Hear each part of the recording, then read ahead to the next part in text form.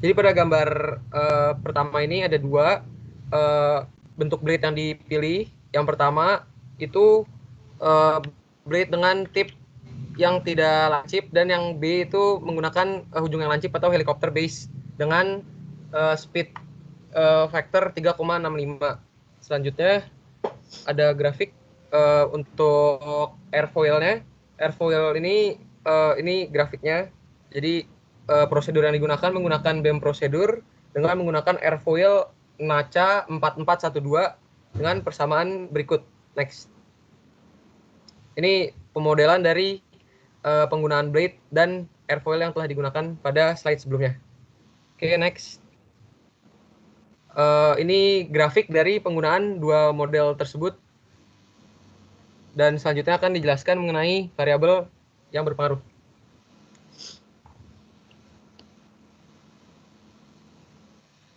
Baik, selanjutnya untuk variabel yang berpengaruh di dalam eksperimen ini ada yang pertama adalah torsi, yang kedua adalah air density, yang ketiga wind speed, terus keempat rotation speed, dan kelima adalah rotor diameter dengan dimensi yang telah ditunjukkan di dalam PowerPoint. Kemudian dengan jumlah variabel 5 dan jumlah dimensi ada 3, maka P-term akan didapatkan jumlahnya sebesar 2. Next. Kemudian untuk non-repeating and repeating, kita memilih non-repeating variable adalah torsi dan diameter dari rotor tersebut. Kemudian untuk repeating variabelnya sendiri adalah RPM, wind speed, dan density. Nah, jadi tadi sesuai yang dijelaskan oleh teman saya Gian, kita menggunakan non-repeating dan repeating variable untuk menurunkan PyTerm 1 dan PyTerm 2, di mana dalam kedua PyTerm tersebut repeating variable digunakan tapi non-repeatingnya diubah, di mana torsi digunakan untuk PyTerm 1 dan diameter digunakan untuk PyTerm 2. Dapat kita lihat penurunannya. Kemudian dilakukan pengerjaan secara aljabar untuk mencari nilai A, B, dan C. Karena Py dimaksudkan untuk menjadi sebuah variabel yang tidak memiliki dimensi, maka jumlah dimensi PyTerm 1 itu harus sama dengan 0, sehingga didapatkan A sama dengan min 1, B sama dengan min 5, dan C sama dengan min 3, sehingga dapatkan PyTerm 1 itu torsi kali RPM pangkat 3 dibagi density dikali U pangkat 5.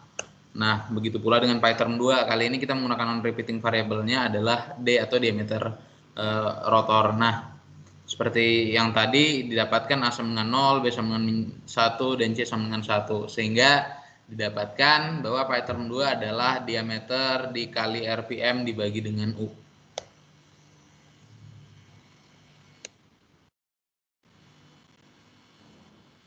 Nah, sehingga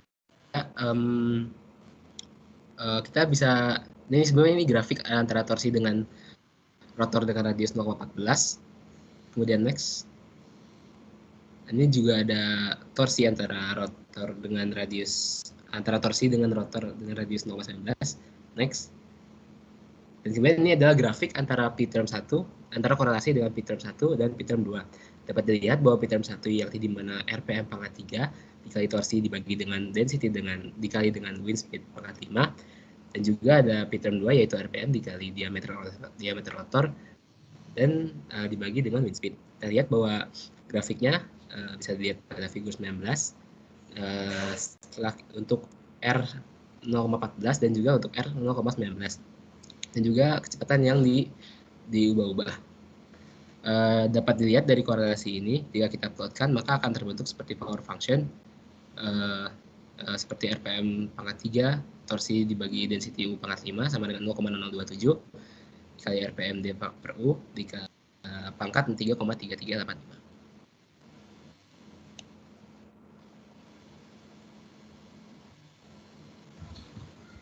Selanjutnya di sini ada pengukuran power suatu rotor. Nah, di sini tuh bisa kita lihat bahwa ada yang berdasarkan prediksi dan juga ada yang berdasarkan based on eksperimen. Nah, yang prediksi ini didapatkan dari hasil modeling, di mana kesimpulan yang didapat yaitu ternyata hasil dari prediksi dan eksperimen ini sama gitu, kayak memiliki error yang sedikit, sehingga data modeling ini bisa dipakai pada yang lebih besar. Selanjutnya di sini ada power coefficient suatu field rotor. Oke, sekian. Terima kasih. Terima kasih. Terima kasih.